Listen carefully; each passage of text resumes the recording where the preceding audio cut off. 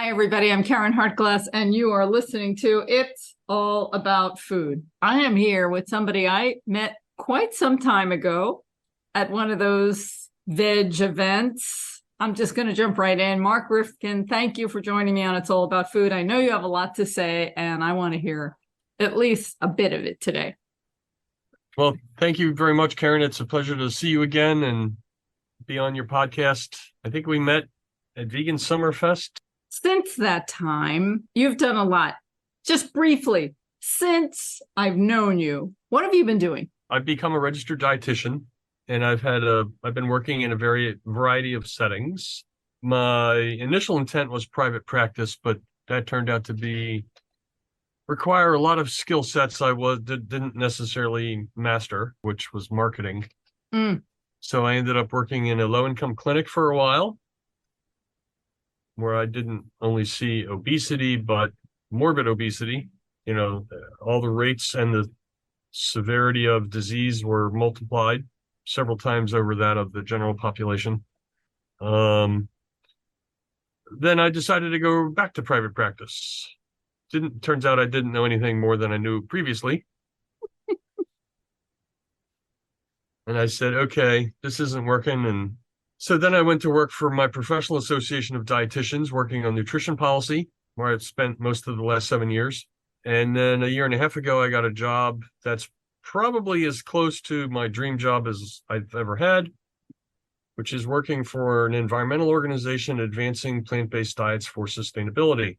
And along the way, just because I'm a glutton for punishment, I decided to return for a second master's in environmental science and policy.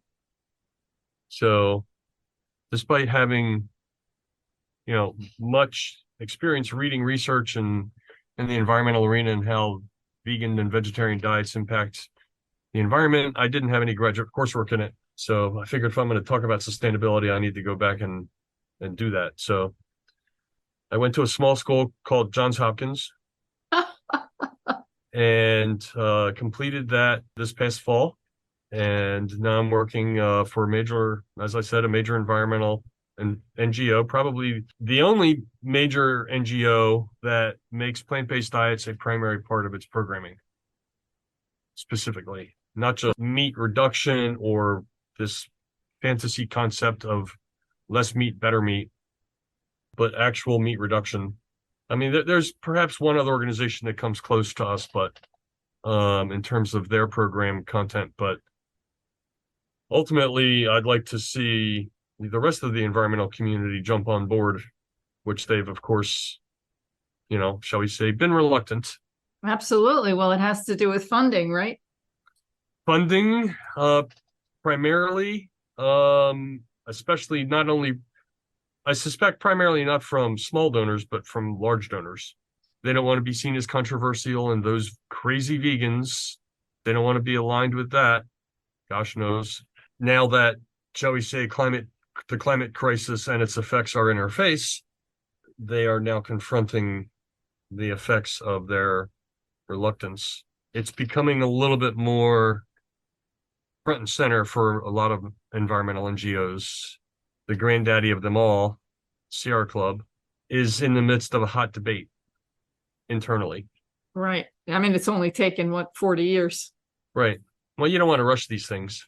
Yeah, I remember trying working with them and getting things published with them or whatever, and there was so much pushback because you couldn't come out and say that we needed to be on a plant-based diet and a plant diet. We say plant-based, but that term has been extremely abused.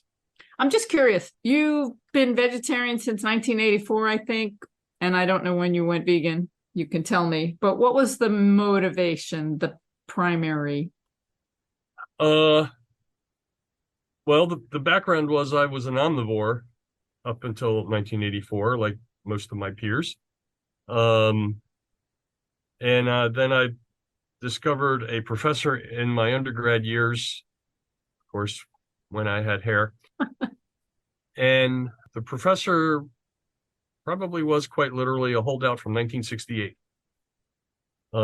Religion, Chinese philosophy, and he was a vegetarian. And very likely the first vegetarian I ever met.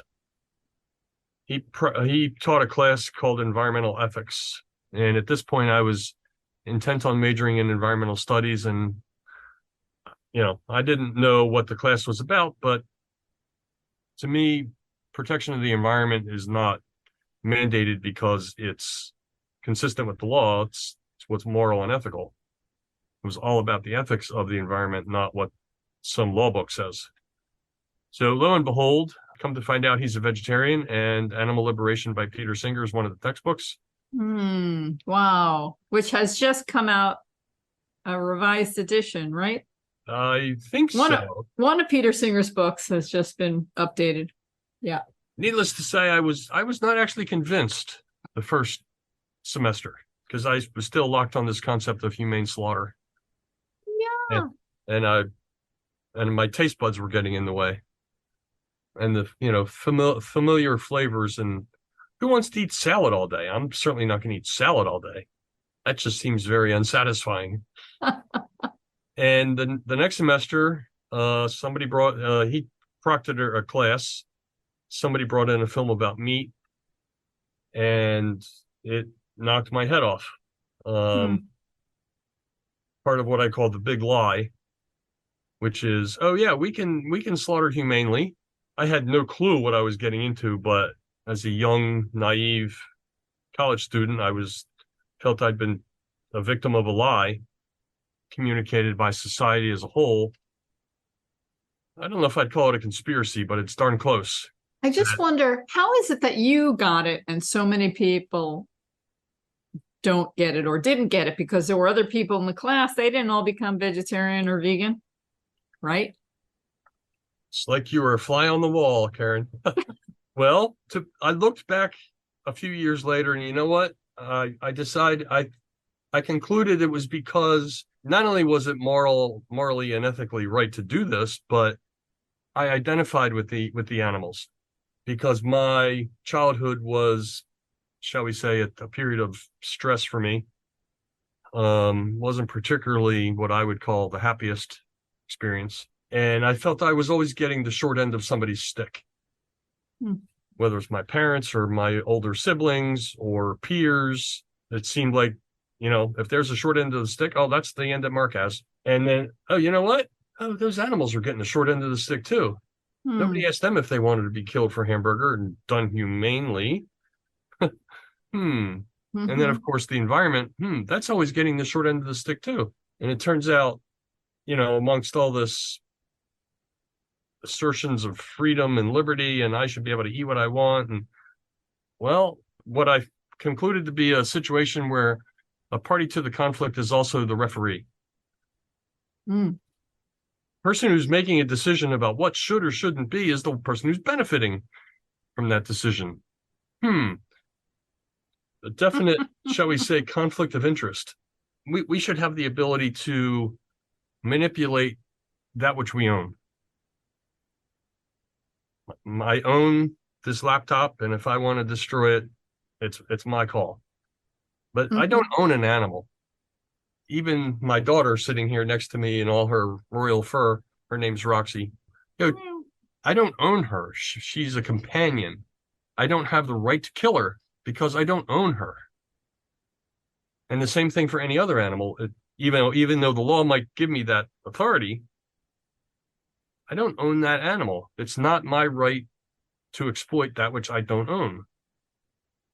It seems so obvious. It seems so obvious at a basic level, and yet it's not.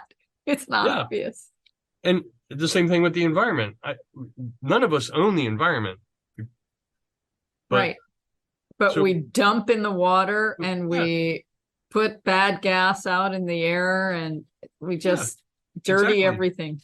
And I mean, if we have the right to use it, I guess legally, but do we own it? No, it's as the Native American saying is, we're not inheriting it from our ancestors, we're borrowing it from our children. It was never ours to exploit or fuck with, as some might say. So ultimately, I identified with the animals in the environment and said, you know what, they're always getting the short end of the stick too. And then, of course, I called my mother told her on the phone, you know what, Ma? I'm becoming a vegetarian. Oh no, Mark, you're gonna starve. Where are you going to get your... Where are you gonna get your protein? That was our first question. Oh no. 1984. And there were two vegetarians in this class of about 8 or 10. In addition to the professor, they were the only vegetarians I knew in the entire world. They were obviously alive, so clearly they were in some degree of reasonably decent health. So I had this general impression that I think I can get protein elsewhere. I'm gonna look more into it, and as it turns out, my brother was in med school at the time. Ah, a doctor. A doctor. He said, don't, he apparently told my mother, and somehow I found out that he told my mother, don't let him do this. He's going to starve. That's so sad. Yep. Yeah. So, actually, next month is October, 39 years of an experiment. Right. Hard to believe. And then I went vegan about a year and a half after that, after October 84. So February of 86, opened up eggs for breakfast one morning, saw a little white line in my eggs. Didn't know what the heck it was. Uh-huh. Interpreted it to be something it wasn't, and then I threw it away, and then it did that 3 more times in succession with 3 more eggs, and just reminded me of what I was eating. No, I don't want to do that anymore. And then, you know what? We'll dispense with the dairy as well, which, quite frankly, I was probably eating a dairy-based diet, not a vegetarian diet. Exactly. Because, I didn't know what else to eat, and, My mother would say, have cottage cheese. You need cottage cheese. Your mother and my mother must have been cut from the same cloth. Yeah, right? She was always asking me, well, you can have a little bit, can't you? Can't you just eat a little bit of this? No, Ma, it's not quantity, it's presence or absence. Told her that all the time. Yeah, the things we go through just to be sane, because we're living in insanity. This is insanity. The planet with humans on it is insane. The things that we do are insane. And trying to explain that to people who are caught up in insanity is a tremendous challenge. But we're here. I think we're making some progress. And we just keep pushing forward. But now what we're going to focus on, the reason why I wanted to talk to you today is you just published an article. It's fully loaded, this article. It's in the Frontiers in Nutrition website, Nutrition Policy Critical to Optimize Response to Climate Public Health Crises. So, you and I are here. We like animals. We don't like exploitation. You've dug in and you got a Master of Science in Health Education. You're a registered dietitian. And then recently you went through this environmental master path. You know a lot, and you know how it's all connected. And you see how the things we've been talking about for decades are finally, everything that we were warned of is here at our doorstep. Yep. I remember talking about the greenhouse gas, what was then called the greenhouse gas effect, in the early 1990s. I admit it seemed, far away in the distance. This isn't happening now. That's 100 years, 200 years away. But here we are. Now, I always like to say that we won't really see significant change until people's comfort is affected. Right. And there are many people who are still quite comfortable. Yep. Periods of the year, maybe things are getting a little difficult. Okay, so a few people have lost their homes in fires and floods and hurricanes. Oh, what is it? Thoughts and prayers. Right. It's serious. Yep. Okay, so let's jump in. What motivated you to write this article? And let's touch on some highlights, the whole piece. So this was part of a special issue announced by the publishers called Humanity in the Anthropocene. That may be a new term for a lot of listeners, which literally means the age of man, or more precisely humans. Not only the age of humans, but the age of humans' impacts on the planet's life systems. And the special issue focused on, okay, what is humanity going to be like in the Anthropocene? What are we facing now that climate change is undeniably here? Impacts are being felt globally. So, as a dietitian who's talking about chronic diet-related disease for what seems like forever, our words have been largely ignored, of course, with, of course, no documented help from the government. Okay, well, what happens if you have a person with heart disease who's living in, I don't know, Arizona or Southern California?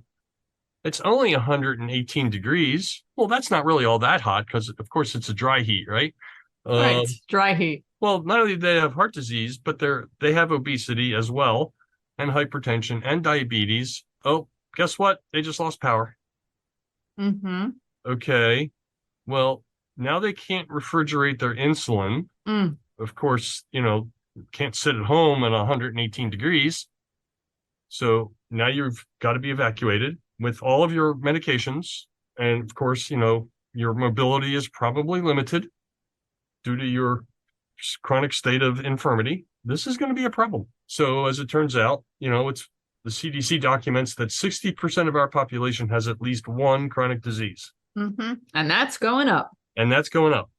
Well, I mean, if you're going to do it, you might as well do it well, not just, sort of half-ass. So, and of course, 2/3 of this population, 2/3 of 60% or 40% of the total has more than one chronic disease. So, of course, we don't just have heart disease alone. We have heart disease and hypertension, and we probably have arthritis and, okay, which means nearly half of us are severely debilitated to some degree. Of course, as it turns out, disaster planning presumes that people are fully functional and can safely self-evacuate, self-mobilize in the event of an emergency. I have a packet that was recently given out at one of these outdoor fairs here in my community. Ready, New York, emergency plan. I don't think there's anything in here that says that you should eat healthy so that you'll be able to manage an emergency. Why would they say that? There's nothing in here about that. No. That would be wrong. A lot of people look to a certain movie and say, so for me, my movie that says everything is happening the day after tomorrow with what's his name, Gyllenhaal. And then Superstorm Sandy came along 2 years later. And I can't imagine what it was like living in New York with Superstorm Sandy. Fortunately, where I am in Queens, in New York City, we were okay. And there were plenty of spots that were, but the people that were close to the water were not. And, we had some coastline that's been totally rebuilt and the boardwalk is lovely now. So, who cares about Sandy? I understand a substantial portion of lower Manhattan was flooded. By my memory. Yeah, flooded. That was a long time ago. Hey, we've been through 9/11. We're a resilient population. Right. Yep. Are we waiting for something that we cannot overcome? I don't know. Or when you have these events and they become more frequent and they're piled up on top of each other while you're trying to repair from one and all of a sudden you're hit with another, then it's going to get even harder. So we have people that have health issues and we saw all of this coming and we know it's going to become more frequent. And what does this have to do with food, Mark? Really? We only have an hour.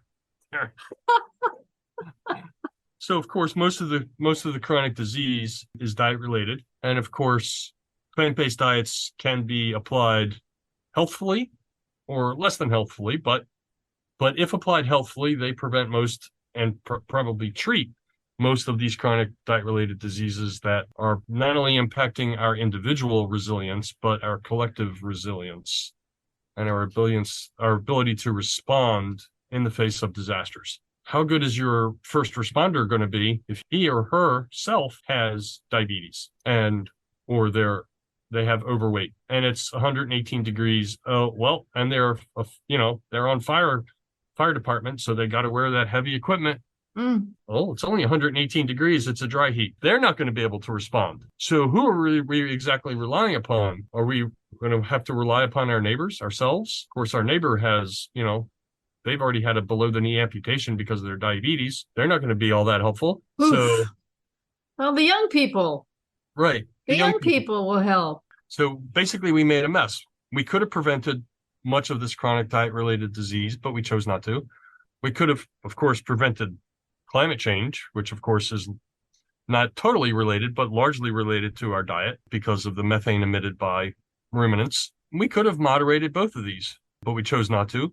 We basically defaulted to a decision of let's do nothing because we don't know what change might bring. So better the devil we know than the devil we don't. Well, here's the devil we know, and the devil we know turns out to be a real son of a bitch. Oof. And let's just add to that an occasional pandemic.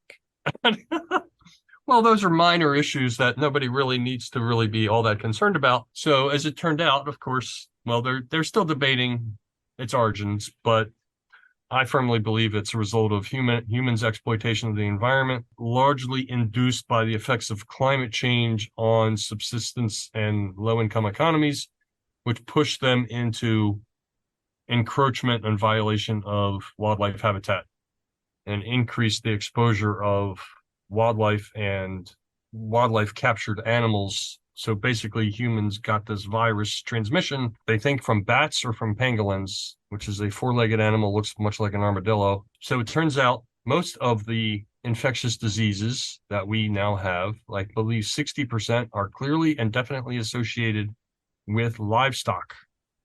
Which takes me back to a book, and I believe it was also a movie as well called Guns, Germs, and Steel.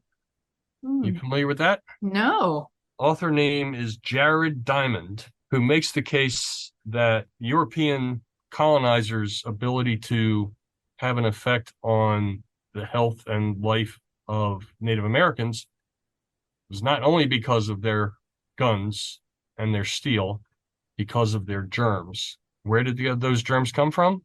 Because they were literally living with livestock. We think of livestock as somewhere off in that field somewhere, but 300, 400 years ago, the livestock were literally living in the house with the people. What did the Native Americans not have? They had no livestock, zero. Right. And of course, the Europeans that survived, of course, were able to survive because of some degree of resistance. So they brought all these wonderful germs and exposed Native Americans who had no such resistance because they had developed no livestock culture. That always mystified me. Why did, the Europeans survived. Why didn't the Europeans die of smallpox? Turns out smallpox, they believe, they're not 100% certain, but they believe originated from cows. Of course. Well, that was a convenient way to wipe out the Native Americans. Come on, Mark. Yep. Was that actually a conspiracy? I don't know. But you think when they knew that their blankets were infected and they were giving them away. Let's give them some alcohol to go with that. And of course, I could never figure out why did the Native Americans die in such huge numbers? That's why, because of the livestock. So I suspect that right now it's only 60% of our infectious diseases. I believe it's eventually going to be 90% once they work out the origins are going to be associated with either wildlife or livestock or both. And of course, well, let's say COVID is now again seems to be on the resurgence again with a new variant, but there's other pandemic pathogens waiting in the wings, just waiting for the right opportunity to explode, so to speak. Our livestock culture is basically a recipe for a pandemic. You could predict it. That's a good title. Recipe for a pandemic.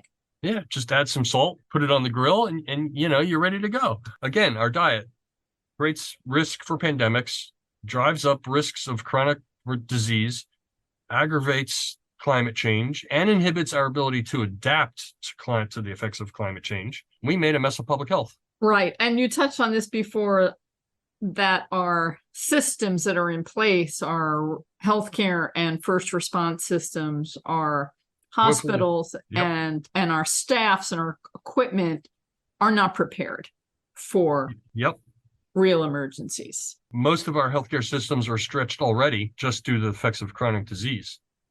Let's add a pandemic. Let's add a hurricane or two. Let's add a tornado. I just think the grid is also where we get our electricity is also quite stressed.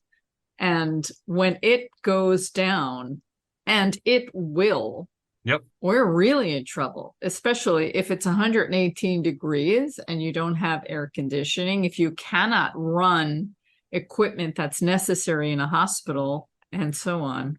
Yep. What do we do, Mark? What's the answer? It's a dry heat. It's a dry heat. I've been saying that a lot this summer. It's a dry heat. Well, inevitably, some people will be able to buy their way out, and of course, some people will not. Now, of course, if there's a wildfire that's burning down your town, your affluence may not make much of a difference. But for most of the other scenarios, you're always going to be able. Those who are fully mobile can always move uphill, move further away from the tornado, or get out of the flood. Somebody's going to be left behind, and of course, the system at that point then tends to try to rally the resources and go to the ends of the earth to save that individual, of course, who probably already passed on. But nonetheless, we're endangering first responders and the system's capacity as a whole, like most things in crisis management. I mentioned, well, I don't know if I did mention healthcare. Well, you mentioned healthcare, but it's not really, of course, healthcare. It's crisis management. There's a fable that I sometimes refer to about, I don't know if that has a title, but we have all the fancy ambulances. People keep falling off the cliff, but, we have all the best ambulances at the bottom of the cliff. They're fast. They've got all the bells and whistles, all the latest technology. They've got blood on board. Nobody ever bothered to put up a fence. But, hey, we got all the best ambulances. I live in New York City. We were walking through, I think it was down 9th Avenue the other day, and massive traffic. Okay, I never drive through the city. You cannot move from block to block. And there was an ambulance trying to get through, and it just couldn't. And I just kept praying, saying, I hope everything's going okay inside there. And I was thinking, you just imagine it's you inside that ambulance, right, or you're someone you care about. I don't know if it's true what they say about New York drivers, but yeah, they can be very creative. But that ambulance was really having a hard time. Yeah, I don't know how first responders do it in a city that doesn't move. Yeah, like New York. It's just, and then let's make more people. There's that. I decided a long time ago not to have children because I knew as a teenager that the environment couldn't manage it. Yep. Okay, I'm not a religious person, but I went to Hebrew school, I had a bat mitzvah, and I had to give a speech. I wish I saved it. I don't think it was very good. I don't think it was well written, but there was an underlying theme, and that was, why are all of you, the yous that were in the pews, the yous in the pews. Yous in the pews? I've never heard that. I'll have to remember that. All the yous, the Jew yous in the pews. Why were you allowing this to happen? Why were you allowing starvation? Why are you allowing people to suffer? And I wasn't even thinking about animals at the time, but why are you allowing this to happen? And this was this question that I had that was not answered by anyone. And I just thought, okay, I'm just not going to add to this mess. Turns out 18 years ago, I moved in with my mother into a condo in the middle of the Jewish hood in Baltimore. And so many young women, if they don't have 3 kids by the time they're 23 or 4, they got a late start. What the heck's their problem? It's insanity. Yeah. And I can certainly understand, from their religious philosophical perspective, they are doing what their God told them to do, which is be fruitful and multiply. But we live on a finite planet. One can ignore that if one chooses. But, gravity doesn't go away just because you don't believe in it. Oh, now, wait a minute. Now there are the people that are the flat earthers, and they would probably tell you otherwise. It's a shame if you happen to be on the bottom side of that flat earth. You just fall off. I respect their religious right to do as they choose, but do we really need to make more people ad infinitum because some religious book from 5,000 years ago commanded us to do it? Okay. Well, maybe when there was 100,000 people on the entire planet, that made sense. Maybe. Well, we're a little bit past that. And I don't understand how people who have such a deep religious devotion to doing the right thing, or any religion, doesn't have to be the Jews, but okay, let's do the right thing. Recognize the reality that is in our face, which is a finite planet. Can't continue to generate more demand for resources from a finite system. It doesn't compute. It just doesn't, but we do. Anyway, we do. So that's basically the gist of my paper, is that we made a mess of public health. And the one thing that we can do, we can't fix climate change immediately, but what we could do, hey, we could work on this thing called diet-related chronic disease. Given the political will, we could institute programs tomorrow that could start having an almost immediate effect, certainly in some communities within a year. I remember Robert Goodwin and Jeff Anhang's paper, which was maybe 15 years ago now. I don't even know when it came out. 2007. So yeah, something like that. And it was exactly that. It was to mitigate our problems. If we want to slow things down, stop the bleeding, literally, we could all eat better. And then we would have time to make more significant changes in our infrastructure and the way our society works. It'd be wrong to tell people what to eat, though. Yeah, we're doing it a little in New York with our Mayor Adams, who is very vegan influenced. Yes. And that's a good thing. And it annoys a lot of people. And I don't even think they understand the long-term vision that he has. Right. Because everybody wants to have their problems fixed today. And all the politicians, or most of the politicians, do that. They're looking at short-term solutions so that they can stay in office and be elected in again, and everyone will like them. But we need long-term strategies. And so he's doing a little of that. I'm not saying that I agree with everything that he's doing, but I'm very glad that he understands the benefit of a whole food plant diet. So how are your neighbors responding? Yeah, well, I had a conversation recently at a meeting, and people don't like Eric Adams. Boom. And I try and say, but look at the things he is doing that you don't hear about. You put out a paper, which is really important. And I don't know how many people are reading this type of information and connecting the dots. We're starting to see regular information in mainstream news about the climate crisis because we have to, but it's not paired with the solutions that matter. Yeah, I very much agree. Unfortunately, I will say at least you have a mayor that is doing something in this arena. Our mayor, shall we say, is hyper focused on other issues, and food policy is just simply, it's not very evident on his agenda. I'm very curious about how we communicate this larger message of we don't really have a choice. As I mentioned gravity earlier. One of my mantras is, you can ignore climate change. Climate change is not going to ignore you. We ignore it at our own peril. So how do we and I don't know if you saw, there was another paper that just came out in the last 5 days. 12% of the American population consumes half the beef intake on any one given day. What? Yep. No, half? Right here at home? Wait a minute. I thought we were eating less beef.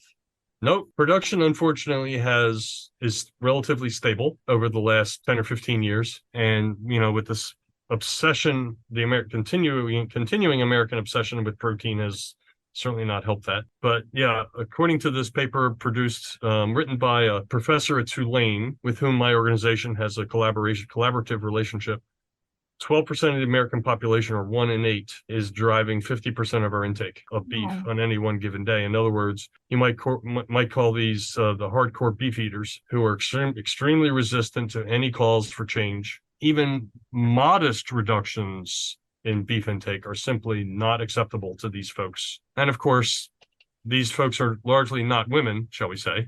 They're largely men, and thou shalt not challenge their machismo in any way possible. And of course, how do they manifest that machismo? Well, it's not by listening to Bach or Brahms or Beethoven, by putting a big slab of beef on the grill, because they're a manly man. Right. And unfortunately, they obviously haven't seen the Game Changers and gotten the message that it affects their virility. That would be wrong. Real men do not eat beef. That's just more woke philosophy. Right. Woke philosophy. Oh, dear. So does it matter that 12% are eating a lot of beef? But what about, can we reach everybody else and make a difference? In theory, yes. And that's an important point. The one that I would emphasize is that let's not focus on the 12%, because they're not going to listen, barring a proverbial gun to their head, forcing them to change. But we can focus on the 88% that are driving the other half of beef intake and get them and encourage them with the right incentives. And if you're familiar with the term nudge, not nudge, but there are what they call nudges in behavioral economics that drive people to make the desired change without legally requiring them to do it, such as putting the vegetarian or vegan options on a restaurant menu at the top of the menu, or, in a retail environment, driving them toward certain products on the shelf versus other products on the shelf. And of course, they do that now. It's just we need to switch the products. We can do this, but it's going to take broad scale of change at all levels of society. Institutions, governments, the population as a whole is going to have to, shall we say, it's an all hands on deck situation. I like to think that the younger generations are getting it more than the older generations, and maybe I'm wrong, but I like to think that. And so I think the older generation just needs to die off, and then the younger ones can be in position of power and make positive change. And unfortunately, the older generation, and I'm a part of it now, but is not dying off fast enough. You're 39, I'm 38. That's partly true, I would say. And yeah, in the words of somebody I read once, we don't change policy by changing minds. We change policy by changing the bodies, literally by the death of the old people and their old ways of thinking, and new people move in and literally change policy because now we have new minds, new perspectives, new philosophies. But I agree. Well, crisis management, we're managing people well into what they call polypharmacy, polymorbidity. Just look at our Senate minority leader. Certainly that person's mindset needs to have, shall we say, been replaced a long time ago. It happens on both sides of the political spectrum. Absolutely. Yeah. Well, of course, at some point, even people who are resistant to such change are going to have to face the music. But the longer we wait, the higher the pain. And okay, let's shift a little bit. I just want to tap into some of your opinions on things. So in this plant-based movement, in this plant movement, there is now a vast range of what that means and the products that are available to us, and the foods we choose to eat and the things that we choose to avoid. I would like to think that we can all join together and be one big, powerful movement. And that's not quite happening. There's a lot of infighting and disagreement, even with the best of the best that agree on so much, focusing on the little things that don't seem to be that little. So let's have fun with some of that, okay? I want to hear how Mark feels about some of these things. So let me guess. One topic starts with the words beyond and impossible. Yeah, let's start with meat alternatives, plant meats, cell meats, processed meat analogs. And, in that category is a range. Yep. First, let me say that I'm not an absolutist in terms of diet purity. In fact, I would suggest that we run from the terms pure and purity. In the words of somebody, we don't need another 5 million vegans. We need several 100 million part-time vegans. Absolutely. So the impact from several 100 million part-time vegans is going to be far beyond 5 million vegans who are trying to be perfect. Let's not let perfection be the enemy of the good. Do I like the nutrition of Beyond and Impossible? Not really. Is it an improvement nutritionally over their meat-based counterparts? Probably to some degree. And I'm not really focused so much on the sodium and the fat. What I'm looking at is the contaminants that bioaccumulate up the food chain. Everybody sort of forgot about that. Many people may not be familiar with food chains, but basically a lot of the contaminants that we put in the environment are what we call fat soluble. So when we eat the fat of an animal, we eat everything that animal has ever eaten in its life, because those contaminants to a large degree were not excreted. They were stored in the fat. Thus, the really common example of that is the effect of mercury in some fish, and DDT in eagles from the 70s. Small fish get eaten by larger fish, get eaten by larger fish. That fish at the top of that food chain has accumulated a substantial level of contaminants, far beyond that, roughly 10 times that of the lower level. But I thought fish was healthy, Mark. Well, not to the fish, it's not. Well, it's not for us either if we're eating all of this accumulation of toxins. Obviously, so now we have this problem with mercury. And of course, the mercury didn't get there by accident. We put the mercury there. Mercury is the contaminant that our FDA happens to focus upon. There's how many thousands of other contaminants that the FDA has not bothered to regulate, not bothered to educate the public about. Not to mention, even the high mercury fish are not illegal to sell, distribute, or consume. Just don't eat them if you're pregnant. Yeah, just don't eat. Well, you would think if we were really concerned about the public health, we would be banning shark and swordfish, which are the highest high mercury fish, apparently. No, you can still buy them. You can still sell them. You can still eat them. Isn't that kind of dangerous? Oh, it's just a little mercury. It's just a little poison. So in that sense of processed meat, yeah, plant burgers are by definition lower on the food chain, thus concentrate fewer contaminants than their actual meat-based counterparts. Are they paragons of nutritional virtue? No. Are they better than their counterpart? Yes. Should they be the final destination on a dietary transition? Hopefully not, but I'll still take those over their animal-based counterparts simply for the reduced impacts on the environment. But And it can help people get to a better destination. Yeah, exactly. As a transition. I would like to think that the average American omnivore is going to be eating a lot of lentils and chickpeas if we just ask them to. But unfortunately, that's not entirely a realistic scenario. But what they might do is move to vegan chicken and vegan sausage. And hey, this stuff tastes just like the stuff I used to eat. Okay. And I still enjoy some of these products myself, but I will say I don't really particularly enjoy Impossible or Beyond. It's just a little too much fat and salt. You can certainly do better. Yeah, but of course, skeptics in the media who are probably, shall we say, affiliated with a particular industry, they're going to nitpick on this one big thing and blow it up way beyond scale and say, see, you're eating that processed stuff. You shouldn't eat that stuff. That's bad. Oh, let me go have a hamburger. Well, wait a minute. The level of processing in that hamburger occurred upstream of the cow, so to speak, versus that vegan product occurred, shall we say, downstream. Mm-hmm. They're both processed, but one is distinctly more of a health concern than the other. But of course, if you're only looking at that fat and salt picture, oh my God, this is processed. And look at that list of ingredients. Oh my gosh, that's a problem.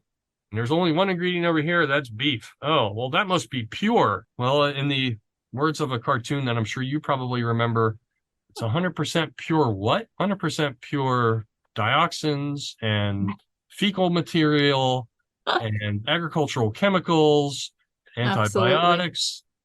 Absolutely. Yeah, it's 100% pure what? It's not 100% pure anything. Cell-cultured meat, I don't believe that it's ever going to be a dominant part of the solution, because anything that's patentable is likely not going to be affordable to the broad section of the population to the scale that would need to be for it really to drive a major shift by itself in dietary habits. It's not simply, they're not going to lower the price enough. They're not going to be able to lower the price enough for it to matter. Yeah, it looks like a very complicated project to make it to a point where they can mass produce it safely. Yeah. And why would we want that? Because why do we want to eat meat, even if it's manufactured and there's no cruelty involved? It's not good for us. Yeah. Yeah. Human habits die hard. Okay, you've mentioned salt and fat. Can we talk about salt and fat, like SOS, sugar, oil, salt, whether we want a free life of it or have some of it in our lives? It's not like Mark has any opinions on those things. I know. I've read your Facebook page. Well, let's take the easy part of SOS, which is the sugar. There's certainly no requirement for refined sugar in the human diet. Does it make life a little sweeter, so to speak? It certainly does. Do I recommend people just eat refined sugar, freely and without limits? No, of course not. But a little bit of sugar is not a problem. Problem that I do agree with them about is so often that a little bit is difficult to maintain on what they call a slippery slope. And that little bit turns into a little bit more and then a little bit more. And pretty soon you are eating a lot of refined sugar. Mm-hmm. And I will say it is difficult to maintain just eating a little bit, because it makes that next increment up just a little bit more tolerable, a little bit more acceptable.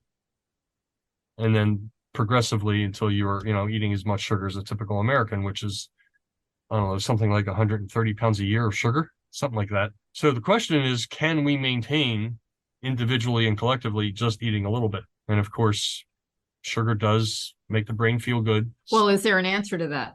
And I think some of the answer might be in policy, Yes. where industrial foods shouldn't be able to add as much sugar in anything that they want without restriction. You're talking about impediments to our economy there, Karen.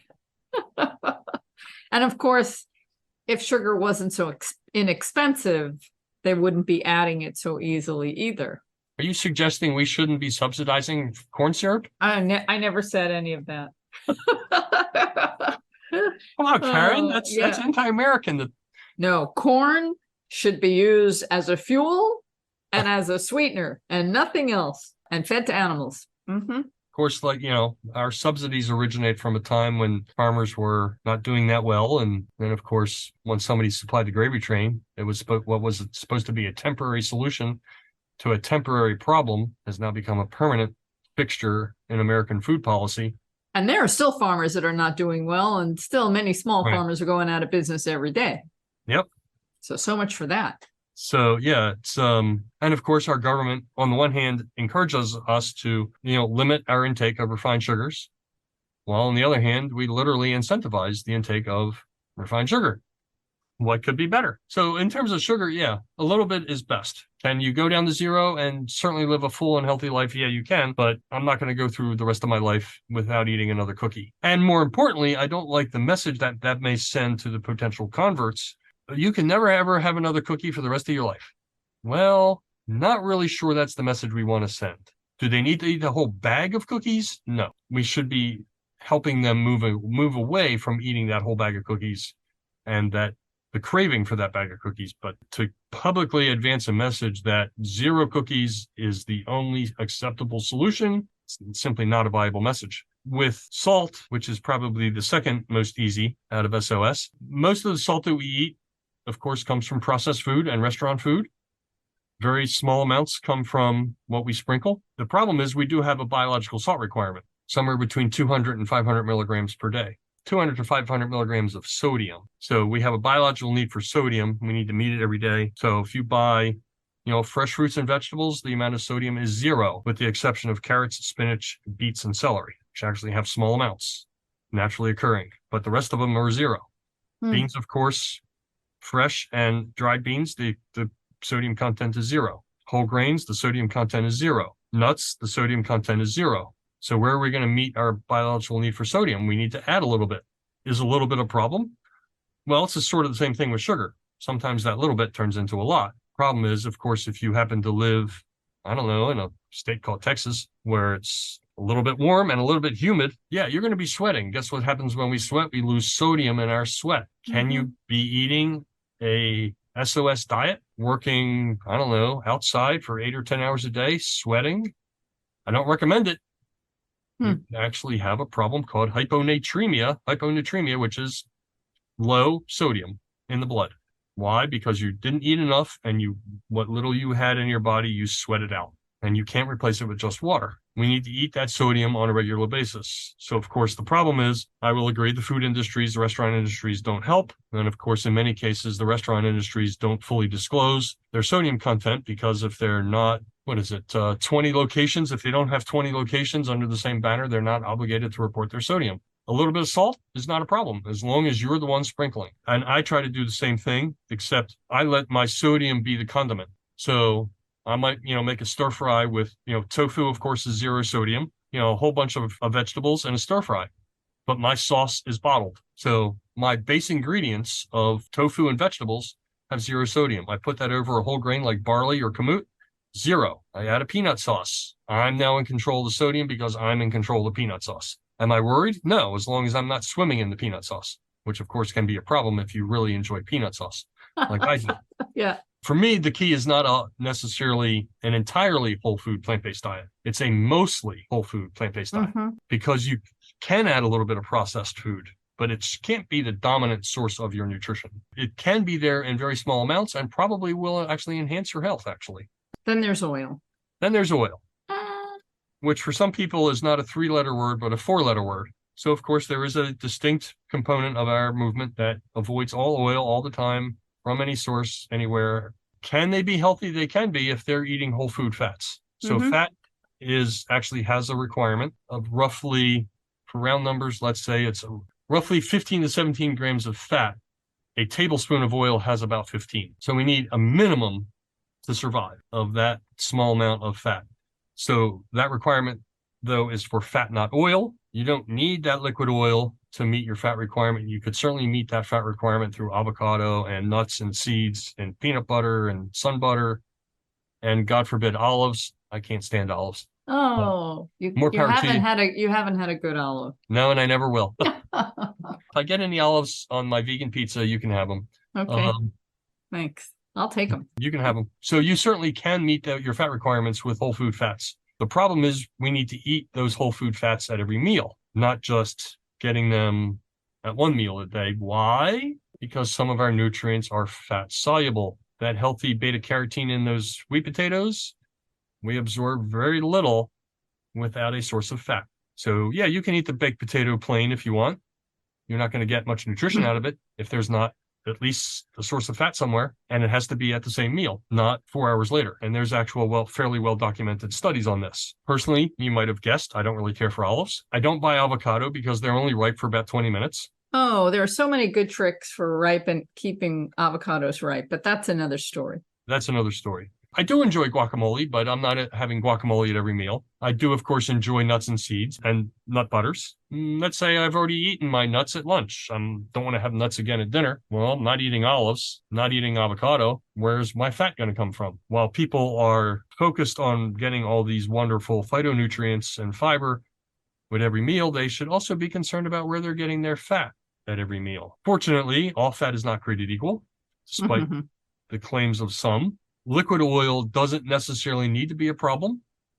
It certainly can be if you're eating as much fat as a typical American might be eating in a single meal, which could be literally 40 to 50 grams or more. A Big Mac and a large order of fries has about that much fat. Is that a problem? Yeah. That doesn't mean that 2 teaspoons of oil in a stir fry are also a problem. But in the eyes of the SOS protagonists, any oil is bad oil. You shouldn't be eating it. Okay, show me the data that a little bit of oil presents health risks to heart, to obesity risk. There is no data because they don't have it. So, well, just because they don't have it doesn't mean it doesn't exist. It's just they haven't done a good test. True. But there's nothing pointing to that. There's nothing pointing to that yet. In your opinion. I'm certainly not encouraging people to pour oil on their food freely without limit. No, as with everything in nutrition, there is something called balance, which is one of my key themes, which, just because a lot is a problem doesn't mean that the optimal amount is 0. And just because a little is okay doesn't mean that more is better. Exactly. I agree with you. I do like the SOS free concept because it's helped me really reduce salt, sugar, and oil. So I've learned to cook water saute and do a lot of cooking without salt. And I've learned how to sweeten things naturally with fruits. I've said this so many times through my food and diet journey. When I take certain things away from what is included in what I can choose from to eat, I find my world opens up. This has been true when I wanted to stay away from gluten or learn how to cook without gluten for friends and family who had celiac or had intolerances. And I discovered this whole world of other grains and other flours. And it just expanded my palate. And I find I've enjoyed learning how to prepare things and increase the flavor with herbs and spices and not rely on salt. For me, it's been fun. I like working and playing in the kitchen. Most people don't. I'm an anomaly. But I've kind of enjoyed it. But that doesn't mean that I'm not using sugar, salt, and oil. I eat in restaurants, and occasionally I'll make a treat, and I will use some of those ingredients. But I have significantly reduced those 3 things. Yes, and I think, for the average American, they can certainly reduce all of those. I will say, sugar is probably the biggest challenge out of those 3 from a chemical standpoint, because sugar does tickle the brain. It does moderate the stress and trauma that a lot of people are feeling, thus creating what many people might call a minor addiction. And where, if you've already had a little bit, well, now you need a little bit more to feed that addiction. And for many people, it can be difficult to wean themselves down. So they find that 0 is the best number to get them off of sugar because they simply won't be able to manage a little bit effectively. And there certainly are those people, but I guess everybody needs to find what is most appropriate for them. But for me, that would be a message that we communicate internally, not a message that we advance to the larger public to say, this is the only healthy way of eating. You should never, ever, ever have refined sugar. Well, maybe once a year. Okay. On your kid's birthday or whatever. That's just not a viable message. And I think it drives people away because they think if they can't measure up to this very high standard, then they don't want to try. Yeah, there is that. Mark, we could talk forever. We can. And we're going to stop here. And maybe, yeah, right. And maybe we'll pick it up some other time. But I really enjoyed connecting with you and seeing you, even though people are listening to this audio. I can see you. Thank you for being on this planet and for doing the work that you're doing. Thank you for what you do. And just knowing people like you are there makes it easier. Well, I appreciate that. And I definitely appreciate you for being in your role. And you must be, your real food podcast is what, 18, 20 years? I started at 2009. 14. No, what is it? 14. 14. I'm in my 15th year. Yeah, it's been 14 years. Yeah. Podcasting really wasn't a thing before 2009. So I got in at the beginning. Well, I'm certainly glad you did. It's been a pleasure reminiscing. Definitely. I don't go to a lot of events anymore, like Vegetarian Summerfest and meetups and things. So I don't know when I'll see you, but it's good to see you this way. I'm grateful for technology for bringing this opportunity to us. Definitely. Mark, thank Karen. you so much for joining me on It's All About Food. It's been a wonderful moment. And just putting out thank you. Thank you, thank you, thank you. Namaste. And I will link your article on my podcast page. Be well. Be good. Eat your veggies. Right. With a little bit of oil. Maybe. Okay. Take care. All right, you too. Bye. Bye. That's the show for today, everybody. Thanks for joining me. I'm Karen Hartglass, and this has been another episode of It's All About Food. Have a delicious week.